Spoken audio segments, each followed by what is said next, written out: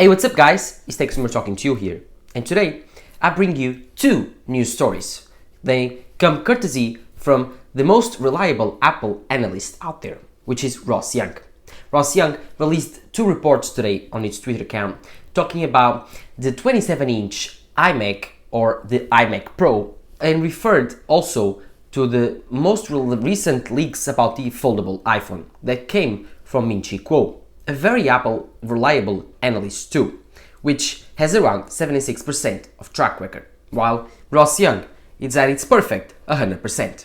And as you know, Ross Young talked about the fact that Min-Chi Kuo referred that the foldable iPhones would come in 2022 or as late as 2023. But according to Ross Young, this is not correct. He doesn't expect Apple to release any foldable display at least until 2024, because he says that the 2023 year is out of the question and he's not sure about 2024. So, as you know, Apple is probably working in a very, very early prototype, and these two news stories just solidify the fact that you must believe in very, very solid leakers, but you must starting to ignore the ones that just want to create story and buzz. So, in my opinion, Min-Chi Kuo is losing some quite of his credibility, while Ross Young still stands as the most reliable Apple leaker out there. So, before I talked about these new two stories, roll the intro.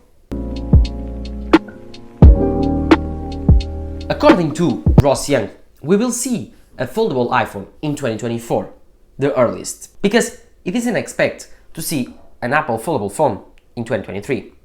A few months back, Min-Chi Kuo talked about the fact that Apple's foldable phone would come in 2023 at the latest. And John Prosser also released some information about the fact that Apple was working on two foldables, one that folded like the Z Fold 3 and one that folded like the Z Flip 3. But according to John, we should expect the first foldable iPhone to be a Z Flip 3 competition. So according to him, it will be a more mass phone, foldable phone first, and then they will release a book-like foldable phone. So I believe, in my opinion, Apple will not release a foldable phone in the near future, and I do agree with Ross Young, because think about it, foldable phones are not hot right now. They don't sell well, and Apple only sells good and very well selling products. They have a very solid iPhone lineup, and they are very strict when making changes to it.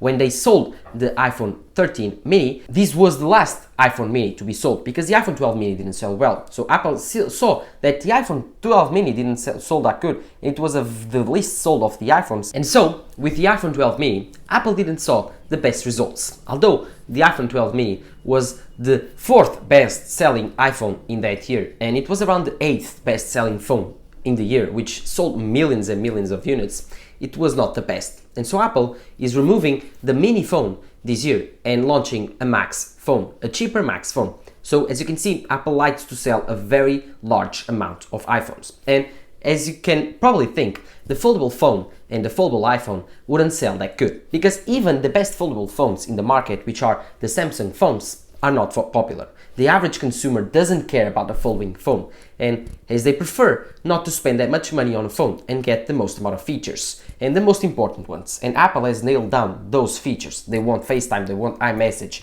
they want Apple Music, they want access to the Apple ecosystem, they want a very good camera, they want to have very good social media experience, they want to have a very reliable playing app store and playing games, they want very reliable products that Apple can provide.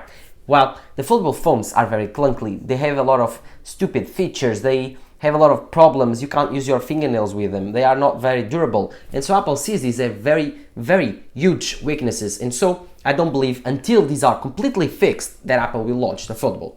If you ask me, do you want Apple to release a foldable? Yeah, sure. I want to see Apple releasing it, because that would be the best foldable out there, for sure, because they would iron out all of those possibilities and mistakes. But again, as the market evolves and the foldables don't quite match up to their hype, I don't believe Apple will stick with them. If they do, it's only going to be in 3, 4, 5 years, even if later, because I don't expect Apple to release a foldable until the technology is completely mature, because Apple doesn't innovate in terms of creates completely new technology. They just pick a very new technology that has not been refined and completely refine it, launch it, and redefine what this technology means and what it does. They did it with the smartphone, they did it with the smartwatch, they did it with the wireless AirPods, they did it with the computer. And so I do believe that Apple just picks up a very promising product and turns into the best product that can be and the best option. So I don't think that Apple will pick up this foldable phone trend for the near future. And of course, I do agree with Ross Young, a very reliable analyst panel that says that Apple is not working on foldable displays until at least 2024. So he's 100% right in terms of his track record. It got the 120Hz ProMotion mini LED display on the MacBook Pros days before the event when no one did. So I do think he's a very reliable leaker and very reliable analyst. And so I completely 100% trust in him. Another reason that I think that Apple wouldn't create a foldable iPhone would be the fact that it would cannibalize two sectors of their products, the iPad and the iPhone. As you know, Apple hasn't done an hybrid computer like an iPad and a MacBook, because right now it would cannibalize their MacBook sales and their iPad sales. This is the same argument that I gave for the iPhone foldable, because if you create an iPhone foldable, you would be joining the iPadOS and iPad and the iPhone and the iOS. By joining them together in a single product, you would cannibalize the sales of a person that would just buy the iPad and the iPhone. The only thing that would say this would be make it a very expensive iPhone foldable, like $2,000, but then it wouldn't sell in voluminous amounts enough for Apple to make it. So this is kind of a paradox, and that's why I do believe that in the near future we won't see any foldable iPhone. And then there's the second report coming from the Ross Young. He talks about the 27-inch iMac. And he said that this iMac and this 27-inch replacement for the iMac with the Apple Silicon will come in the springtime next year. Of course, the springtime is a very large timeline. You get from March until June. So we could see this on the March event together with the M2 MacBook Airs, or we could see this on WWDC. If you ask me, this is more of a pro computer, but just like Apple did release the M1 iMac 24-inch last year in the Apple event, I do think that Apple will release the replacement for this 27-inch Apple Silicon computer on March event too, because last year we had delayed events for 1 month just because of the iPhone had been delayed for 1 month. So I do believe that this year we will see the events coming on a normal timeline, which will be on March. And in this March event, we could see a 27-inch M1 Pro and M1 Max iMac with a ProMotion 120Hz mini LED display. This display will be just insane, and according to Ross Young, it will be having the same capabilities as the MacBook Pro's display on a 27-inch form factor, which is just insane. It will be just insane to play games, to watch movies, the best display Apple could make out there. It will be 5K resolution and just coming short of the 6K revolution of the Pro Display XDR. So in terms of value, this computer will be just insane. You will be getting a Pro Display XDR with 120Hz ProMotion technology and a CPU, a computer behind it, and just with 5K instead of 6K resolution. So this is way better deal than the $6,000 Pro Display XDR that it will turn very old very soon. But I do believe Apple will refresh this Pro Display XDR together with the Mac Pro at the end of the year, and they will probably reduce their price tag or launch an even better Pro Display XDR and a cheaper display to accompany the MacBook Pros and probably the M1 Pro and M1 Max Mac Mini. I also expect that computer to come together with the iMac 27-inch. But there's a doubt on this lineup. Will Apple call the 27-inch iMac replacement the iMac Pro, or will they have two variants? The normal with the M1 Pro and M1 Max, just like we have the MacBook Pros, and then they will have the iMac Pro, which will be having the new layout, which would be two M1 Maxes together. There are recent leaks and theories that Apple is expecting to put two M1 Maxes together and work them as a full CPU in the next iMac.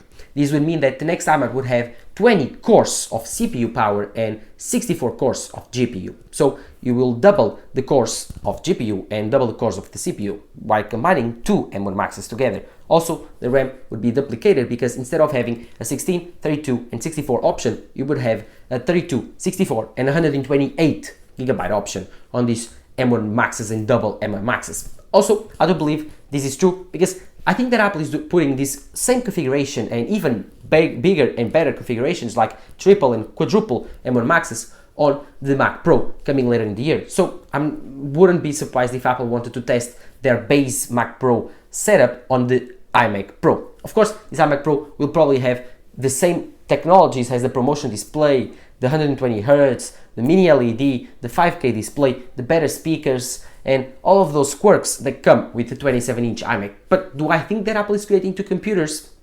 I don't think so. I don't think that Apple will create an iMac Pro and then the iMac 27-inch. I don't think they will create that. I think they will do the same lineup and say, this is the iMac Pro, you have a 27-inch screen, while the M1 iMac is more for the average consumer that has a 24-inch screen, which is even bigger than a 21-inch. So they meet in the middle of the 21 and 27-inch that were before. Now we create a middle ground, which is a 24-inch, and this is the average consumer iMac. There's no smaller, there's no bigger. If you want to go bigger, you have to go to the Pro model. So again, I do think that Apple meeting in the middle with the 24-inch iMac with the M1 last year was Apple just releasing and substituting the 27-inch regular computer and the 21.5-inch regular iMac with one iMac alone, which was the M1 iMac 24-inch, which sits right in the middle in terms of screen size. While now Apple, I do believe, will release the iMac Pro, which had a 27-inch screen, double M1 Maxes with the most amount of performance. We will also be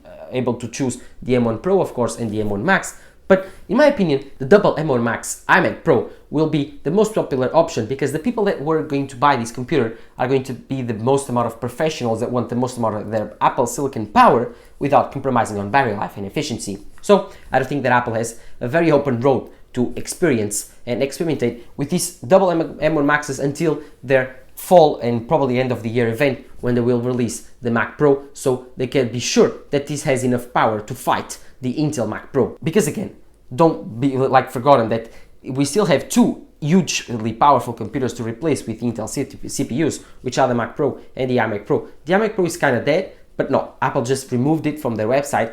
But the Intel Mac Pro is too good yet for the Apple Silicon transition. So I do believe that Apple wants to create an even better computer and more powerful than that, which in my opinion will be done by starting with the iMac Pro in 27-inch and will be released, according to Ross Young, on this spring event, which would be around March to June. If I want to release it in June, it made sense because that's WWDC, that's a more pro developer event. But as they did release the M1 iMac 24-inch last year, and they are keeping around the same schedule, like they first released the M1 MacBook Pro and Mac Mini and MacBook Air on November timeline in 2020, and then they did release the M1 Max and M1 Pro MacBook Pros in October of 2021.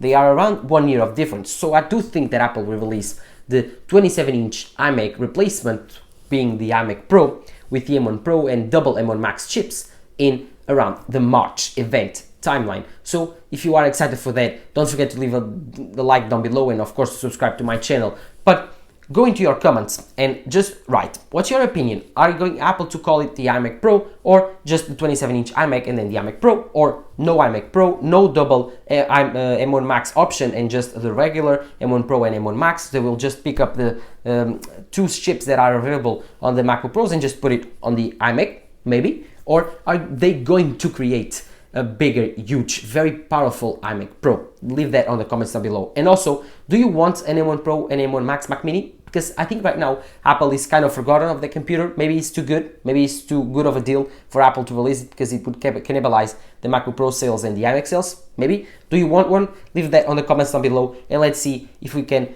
make it more popular, the iMac Pro or even the Mac Mini Pro. Leave that on the comments down below and let me know what's your opinion. And before you go, don't forget to subscribe again. This is Tech Summer talking to you here. Bye.